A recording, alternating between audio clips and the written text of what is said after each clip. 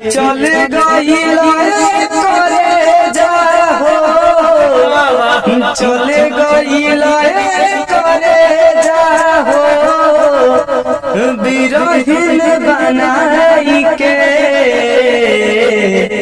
Saudi गईल जाने हो, गबना के ना कईल करे जा तो किया धराई के, ठीक न कईल करे जा तो किया धराई के सऊदी।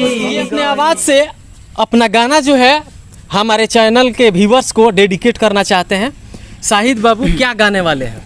नमस्कार, प्रणाम। हम सिंगर शाहिद सुपर और आज बहुत खुशी की बात है कि सर आए उतने दूर से मतलब अपना बहुमूल्य कीमती समय निकाल के हम लोग पे मतलब आप सबसे परिचय करा रहे हैं। तो सर का बहुत बहुत धन्यवाद और इस चैनल को सब्सक्राइब कीजिए और ज्यादा से शेयर कीजिए वीडियो को।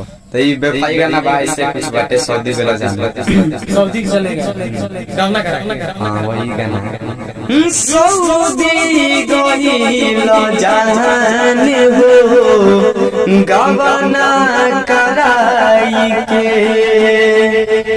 सऊदी गईल जाने हो, गबना कराई के चल गईल करे जाहो, चल गईल करे जाहो, बिरहिन बनाई के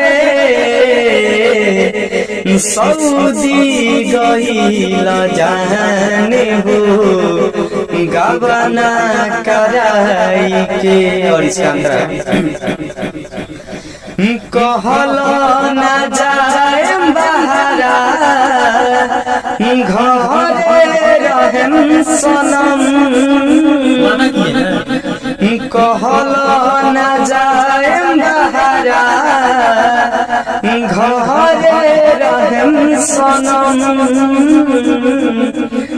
कबो न छोड़ तुहके सातो जन्म जन्म, ठीक न कईल करे जा तो किया धराई के,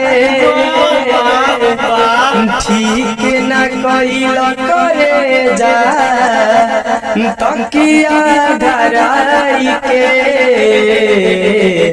सऊदी गईल जाने हो, गबना कराई के।